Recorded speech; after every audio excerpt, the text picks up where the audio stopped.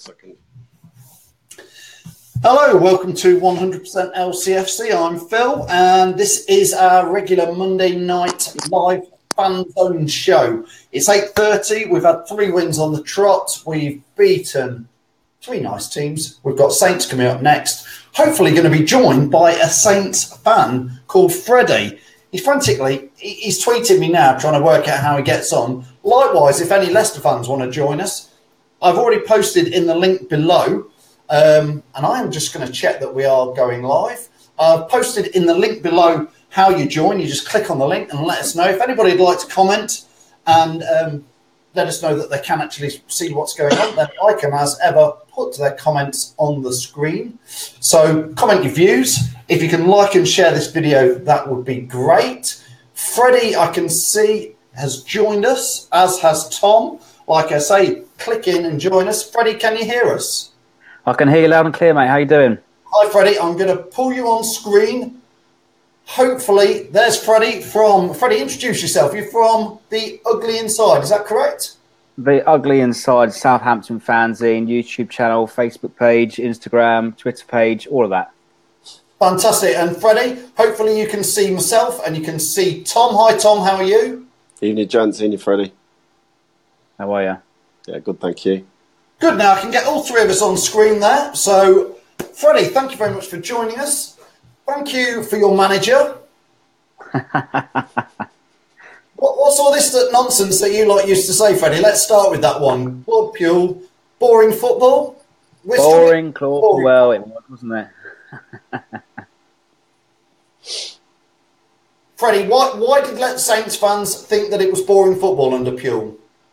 Okay, so conservative football. It was side-to-side passing all sort of season long. There was no penetration in the final third, and there was no, let's say, ambition. All right, he got us to a cup final. We'll have some great memories from that. First manager to get us to a cup final in 14 years, but after that, the season fell short. I think we scored about 1 goal in the last 6 games, all sort of goalless games for us, and the fans just lost touch of him, and his interviews were just disconnected. I think also, I'd probably be honest and say his first year here was probably a learning curve for him, and the fact that he's gone on to Leicester, done some great football, playing some attractive football, only things that we could dream of at Southampton. I mean, Freddie, you say that he got us to a cup final. That's, for most teams outside the top 4, you know, staying in the Premier League, maybe having a top half finish and a cup finals. Tom, we've discussed this ourselves a lot, haven't we? That's probably what most Leicester and Saints fans would work for, Tom. I mean, I think Saints and Leicester are probably a similar sized club with fan base and everything like that. And for me, expectations, you know, if we got to 8th in the league and finish a cup final and win a cup, I'd be more than happy with this season. I know some Leicester fans will say, "Oh, we've got to be pushing for more," but you're always going to have fans like that. For the Saints, I'm very surprised that they didn't see that as a good season for yourselves. I can understand that there was some criticism of the manager, but do you feel that was the manager's fault? Do you feel that he hadn't brought the right players in to play the football? Because you're not, bar Redmond, you haven't really got that much pace in your side. No, I think he didn't get the best out of the squad, and I think historically, right at the beginning of the season, said Nathan Redmond was the next Thierry Henry. Nobody believed that for a second. Redmond's an out-and-out winger. He's got pace, as you say. There was no way that he was going to be a centre-forward striker. Not a chance. No one believed it. I don't think Nathan Redmond even believed it. Freddie, fans can put their views out there, and I can show them on screen. Keith Wise, I'm looking to see if he's a Southampton fan or a Leicester fan. He's saying Puel out. And Chris Gutteridge, here's a point for you. Chris Gutteridge says, "I'll take boring football if it gets you 3 points every week." I think his record, Tom, 7 games. I think we've lost 1, won 3, drawn, 3 on the trot for Leicester. And we've seen, Freddie, if I'm honest, and Tom can back me up here, we've seen some pretty exciting football. He's took some players and just tweaked them a little bit, Tom. I mean, going back to what Freddie was saying about this side-to-side football, that's probably what we were watching at the beginning of the season and the Craig Shake bit. Very much negative football, negative tactics, route one at the best, just looking for Vardy. Claude's coming in, probably giving licence to the front three, whoever plays up there, or four, and basically just sat two central midfielders in front of the back four and let Gray, Albrighton, Mahrez and Vardy swap places. Very much swap places, very much you boys going to attack. We saw that against Newcastle. They didn't know where anybody was on the pitch half the time because there was 2 or 3 times where Gray, Albrighton and Mahrez were all standing within a 10-metre radius passing the ball around, and Newcastle didn't know what shape we were playing at. So it's very different to what he's probably played at Southampton. Like maybe say he's learned his lesson that he's got to come in and play a bit more attacking football this time. But from what I've seen, well, we're undefeated in the last 11, bar one loss, sadly, to Man City, who are probably the best team in the league. Bar that, you can't really say that he's not done much. He's changed the team around and we're playing attractive football again.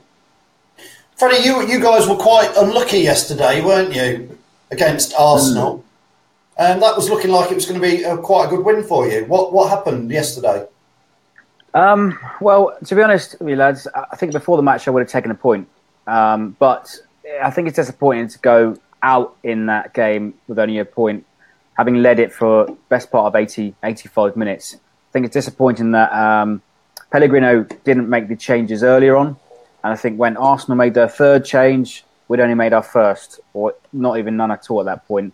So I think probably the only criticism to take from yesterday's game is that he didn't play, he didn't show his hands quick enough. But, you know, a lot of encouraging performances at the moment. I think whatever was said before the Everton game when won 4-1, they've obviously worked it all out and realised what's going to work for him. So we put 4 past Everton. We took Man City all the way, unlucky not to go away with anything up there. Took a decent point at Bournemouth, to be honest. I mean, I would have taken that before the match as well. And a point against Arsenal was really what we can expect. But unlucky not to get the 3 points, as you say. I've got just reading a comment here from somebody who's put it here. G. Wills has said Leicester manager Puel apparently tried and failed to sign Fox's winger Demarai Gray while he was at Southampton last season. I don't think I knew that. Did you know that, Freddie? I've literally just saw this post about half an hour ago. I think it was reported by your local paper, the Leicester Mercury. And I think he goes on to say that he was glad or delighted that he didn't sign him now that he's got him into a Leicester shirt, because it would have obviously had to take him away from Southampton. But if he went to Southampton, he would have been brilliant on the left or right hand side. Him and Redmond would have been delightful to watch on the counter attack. And I think actually, like right now, Crawford's getting the best out of him. Demarai Gray is a top talent in my opinion. Ivan Smith, we've got one of the Leicester fans here, Ivan. He's a well-known Leicester fan. He's Mr. Doom and Gloom, but he says it's too early to gauge Puel yet. He says Shaky won 6 on the spin, and we knew what was coming. If Puel is getting 3 points in 12 games time, then Southampton have made a mistake. So again, he's some fans, Freddie, still very much got the jury's out on Claude Puel. It is very early, Tom, isn't it, to be giving him too many plaudits. Oh yeah, I mean he's done well that he came into a squad that had been well put together with this transfer window. I mean the signing Maguire, Ibora, who's now looking like a well beater in midfield against every midfield so far. He's coming. He's got a lot of good players to pick from, and if you get a good manager with some tactics, then he's always going to hit the ground running because players want to impress him. Yeah, it's a little bit early to say if he's going to be, everything we want him to be, or it might all turn around after Christmas and things might change how he's doing it. But time will tell, I think. And I think, I always give managers 10 to 12 games to see where they're at. Then you normally can get a guide where they're going or what they're changing from tactics. Reece Taylor here, I think this is for you, Freddie, says Boufal is so underrated. Freddie? Yeah, Boufal is a match winner on his day, and I think the manager needs to persist with him. He's cost us £16 million last season. Didn't get as much game time as he possibly did. It was actually a Claude Puel signing, and they linked up because of their French connection in the French league. But Boufal's a match winner. You've seen it against West Brom with that wonderful goal.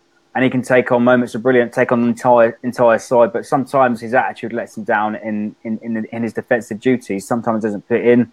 And actually, to be fair to him, he has bulked up a little bit in the summer. He's obviously been in the gym, so his attitude has changed. He wants to take that ball. He's passionate for the starting lineup, and he's been in that starting lineup since he scored that goal against West Brom.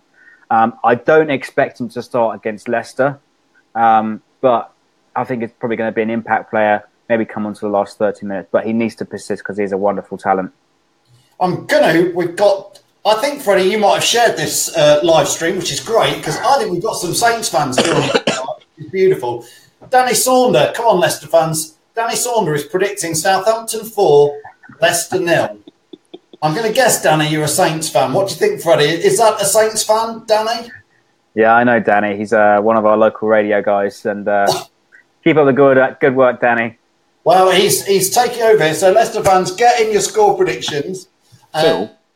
Yes, Tom. Just a quick question to Freddie more than anything. A couple of players who I've always rated at your club. One is James Ward-Prowse. I think he's a talented young England player who's definitely got a future going forward. And the player who probably more frustrates you and someone I think is a good player but frustrates you is Tadic. Do you think they'll be involved tomorrow? Well, both of them started against Arsenal yesterday, and I think there's going to be some rotation. I think Tadic will be the one of maybe 4 or 5 that will keep their place in the side tomorrow on Wednesday night. Ward-Prowse has been rotated every other week. And it's really difficult because we've got a plethora of midfield talent at the moment. And I'm not sure Pellegrino knows his best midfield at the moment. I think what we'll probably see Lemina come back into the side, shore up that midfield. Maybe Højbjerg will drop out. I think Romeo will probably retain his place against Leicester. Tadic should probably be the one to keep his place as well. And actually, since that Everton game, has been setting up a couple of nice goals for Charlie Austin, linking up really well. And that's what we've been missing since Graziano Pella left us a couple of years ago. He links up well, wonderfully with Pella. And Austin's that type of player. Put the ball to his head, he'll put it in. And Charlie Austin caused all sorts of nonsense in the Arsenal defence at the weekend. Just one other question. Is your star striker fit or is he injured at the moment? Charlie Austin, I'm sure you're referring to. No, the other striker you got. I can't think of his name off the top of your head now. Charlie Austin always scores against us, by the way. Yeah, that's why I don't mention him. I can't think. He's got long curly hair. That's all I can describe. Gabbiadini. He is fit, but it's unlucky for him because Charlie Austin's scoring a lot of goals, and Gabbiadini gets in behind your defenders. He plays off the shoulder. He wants that ball. He's a bit of a poacher. He'll run across the front line, getting off the shoulders of the defenders. He's quick with both feet and can strike a wonderful hit if he gets into that area of the pitch. Lots of score predictions. I'm glad to see the Leicester fans have piped up a bit here. Jason Mills is saying 2-1 to Leicester. Pete Mulder is saying 3-3. Sometimes it can be quite high-scoring draws between the two clubs, to be fair. So the high-scoring draws, based on previous games, it's good. Jason Moore, got to be a Saints fan. He's saying 3-2 to the Saints. Come on, you R's. Is that come on, you rejects, or come on, you fans who don't like 8th and a cup final? Freddie, what does that mean? Come on, you R's. Yeah. Oh, come on, you Reds. Yeah, come on, you Reds. Obviously a Saints fan. This is completely off the score, but as you can see, we quite like old school football kits, and I'm pleased to see Southampton wearing what I class as a bit of a classic sort of, what is that, a mid-80s kit? I love that kit, that for Saints team, Freddie. Yes, it's mid to late 80s, so I think it's from 80 to 85, and it's a homage to back the golden days, if you like, and those are the days when we hit second in the league, only behind Leicester, not Leicester, wish. Liverpool in 1983 became second in Division 1. So lots of history behind the kit. I'm going to say Steve Moran. Did he used to play for you in that? Or can you? Yeah. So your Morans, your Shannons, your Kevin Keegan kit as well. The European Player of the Year at the time, Laurie Sanchez, Laurie McManamy, kind of swindled that one really. Yeah. No, it's a good kit. Anyway, I don't know how we get on to kits. Lots of score predictions keep coming through. Put down there, if you've got any questions for Freddie while we've got him on here, please do pop them in the comments. Let us know.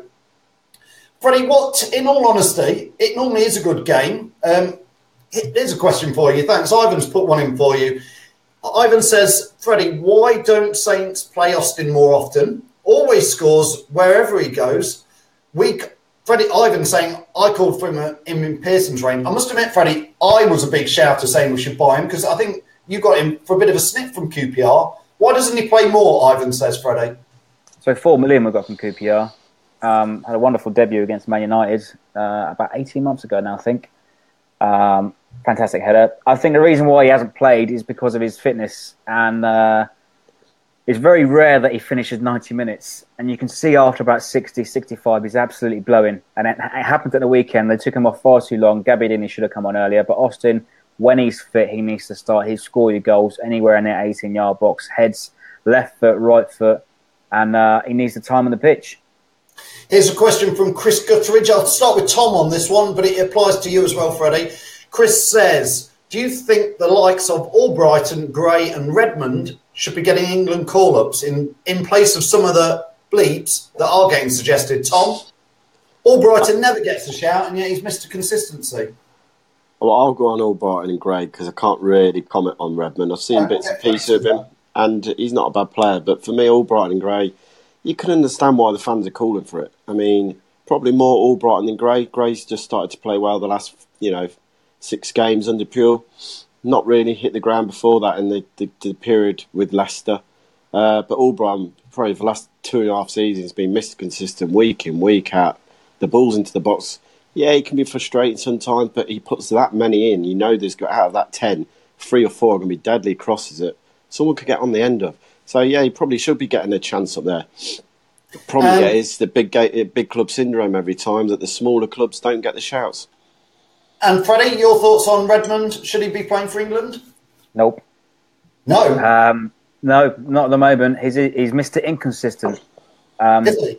Sometimes, well, I had this conversation in the pub at the weekend, actually. He comes on for 45 minutes and is a waste of space. But when he comes on as a substitute, he makes an impact like he did at Bournemouth and then gets a recall to the starting 11. It's a vicious cycle he goes through. So he makes nothing in an influence on when he starts, and he comes on as a substitute, makes an impact, and gets recalled to the starting 11. And then he gets dropped for the next one. It's a vicious cycle. But Redmond, Mr. Inconsistent for me. I don't think he's worthy of that England recall at the moment. He's obviously got potential. Guardiola, whatever he said to him at Man City, it obviously worked because he had a bit of a reaction against Bournemouth. But Redmond, sometimes he doesn't know what to do with the ball because he gets into the areas, gets out wide, but defenders can read Redmond like a book. He plays on the left-hand side, he's right-footed, he'll cut in. Defenders can see it all day long. And sometimes he makes a wrong decision, takes too long to pass the ball, and his crossing it really hasn't been up to scratch recently. Elliot's asked a question. I'm going to slightly rephrase it. I'm going to ask you a similar question, which is, Freddie, which of your players do you think we need to watch out for on Wednesday?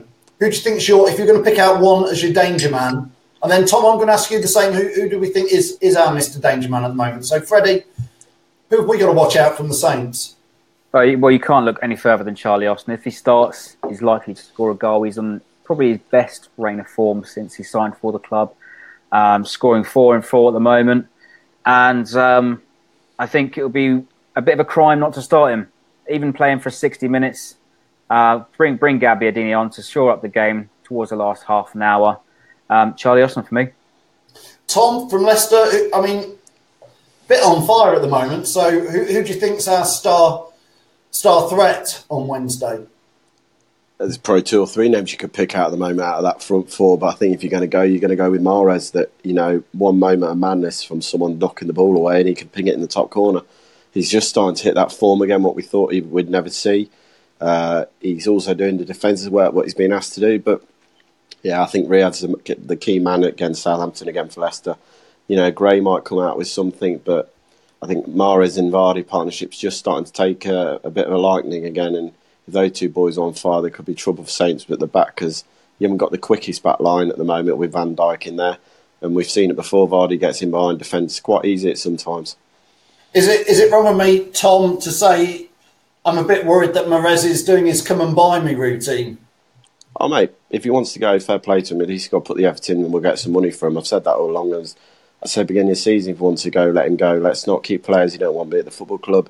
If he keeps playing like this and he still wants to go in January, then all best wishes. Let's get the 35 million, 40 million, what we keep going on about, and take it and look for players who want to be at this football club. But there's talented in there. You've got to look at the talent coming through. Chilwell at left back. Gray's now in the starting lineup.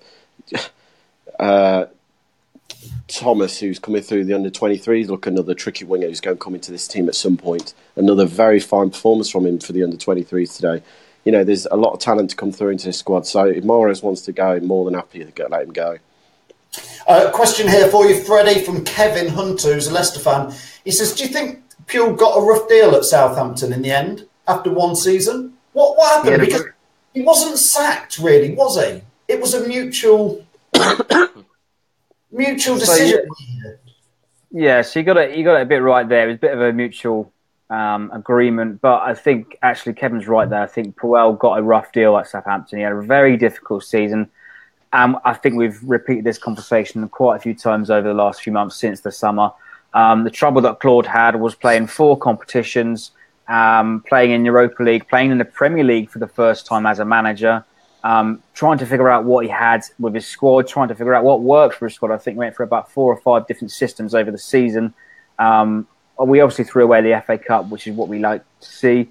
The League Cup was obviously prioritised, and I think maybe some of our results in the Premier League came because of that. But a rough deal. He had lots of injuries, trying to figure out what happened, and I don't think he really got off to the best start with saying that Redmond is going to be the Henri, and his conferences really didn't settle out anything, didn't really influence anybody. So I must admit, Freddie, I think I could do possibilities, spirits, opportunities. Yeah.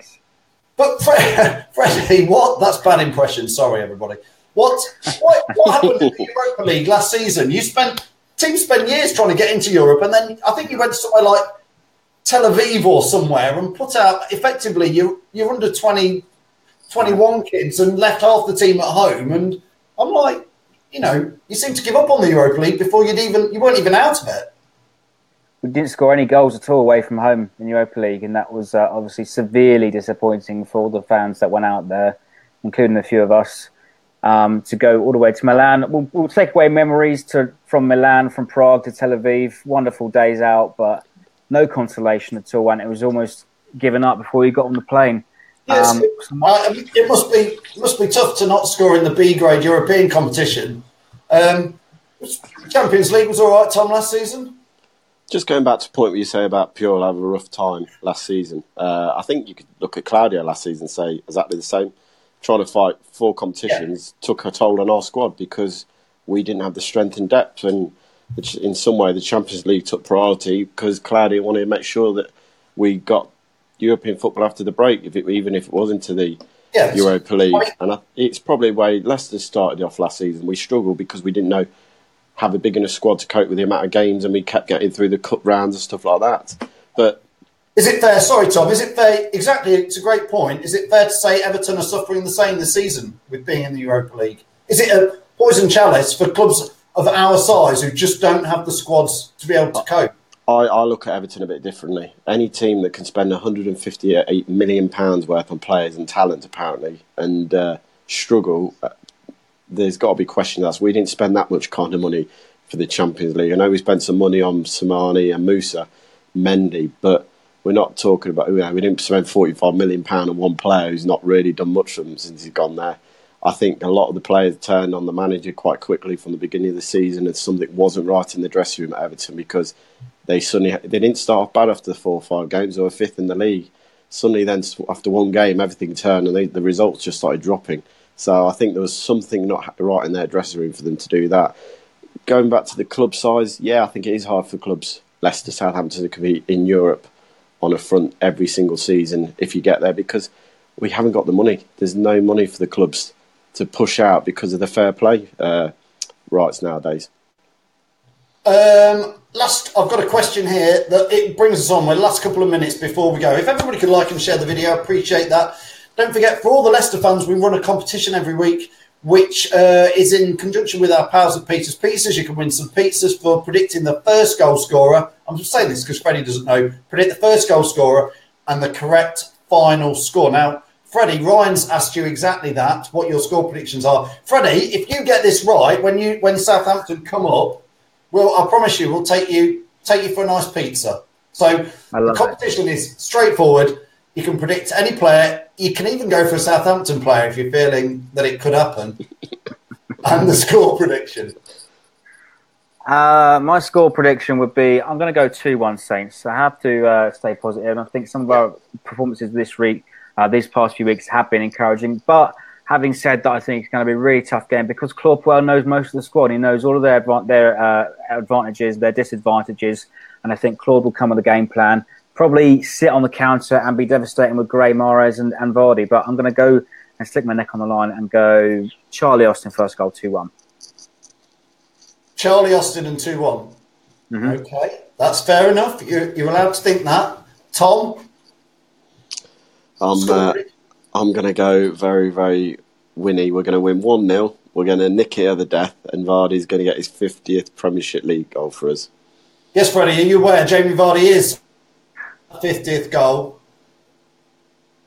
Could well happen at Southampton. I think I'm going to predict. I think I'm going to go for Vardy. I'm going to go for 3-2 because I think there will be goals. I think Charlie Austin will score for you guys. So people get the comments in there. I've got to do a little shout out to Martin. Hi, Martin Dexter for watching. This means nothing to anybody, but he used to ref me all the time, and he's just saying hello from way back when I was a youth, and used to give him lots of lip when I was playing really bad Sunday League football. Ryan Tom says 2-1. Martin is saying new signing Silva. Yes, we'll talk about that probably a little bit nearer. The start doesn't affect this game. Ivan Smith. Ivan, come on, at least predict a draw. I told this guy is a Leicester fan. Freddie, God. Explain to us, what do you do with fans who are as doom and gloom as our Ivan? We love him, but he predicts that Southampton are going to win 1-0. Can you hear us, Freddie? Yeah, I can hear you. What do you do with doom and gloom fans? Are you always Mr. Positive? You have to be positive at some point, but actually we have a friend like that who does the Southampton away travel. Nick, his name is, and shout out to Nick if he's watching. But every time I ask him on the away day, I say, Nick, what's the score going to be? And he always calls it nearly 4 times out of 5, even if it is a draw or defeat. So maybe there's some wise guys out there. Maybe we're a bit over positive. We've got our blue-tinted, or in your case, red-tinted specs. Few score predictions coming in here. Rob Sturgis goes 1-0 with Mahrez. Andreas says 3-1 to Leicester. Andreas, who do you think will score first to get into the competition? I think that's about where we're going to leave it just in a moment or two. Freddie, thanks so much for joining us. Your very final thoughts on the match, Freddie. Are you think it's going to be an exciting one? I hope so. I hope that we see some exciting football from both sides. I think Leicester will come down with a game plan to sit deep, get on the counter-attack. I think you've done that over the last few times, over the last few weeks. I'll be honest, I haven't watched too much of Leicester. I managed to catch most of the Newcastle game, and you were devastating on the counter-attack then. So we need to keep the likes of Mahrez, Vardy, Gray quiet. And I think we need to take the chances because we weren't clinical enough against Arsenal. That's really why we didn't finish the game off on Sunday. And probably the key question is, what's the best pub for us to go in near the ground? If you're coming down, is it nice and friendly? We know it is down there, isn't it? Yeah. So your away pub's usually going to be Yates's on the High Street. It's about a 15-minute walk from the ground, or you can have a drink inside the ground if you wanted to. Fantastic. Once again, Tom, thank you for joining us. Cheers, guys. And thanks, Freddie. That's been really good. Thanks, everybody, for watching. If you can like and share this video as ever, that'd be brilliant. Don't forget, get your comments in for your score predictions. First goal scorer, correct final score. It's been great having an opposition fan on. Been great that there's been some Saints fans on here. Thank you, everybody, for watching. I'm going to finish it there. See you at the match. Up the city.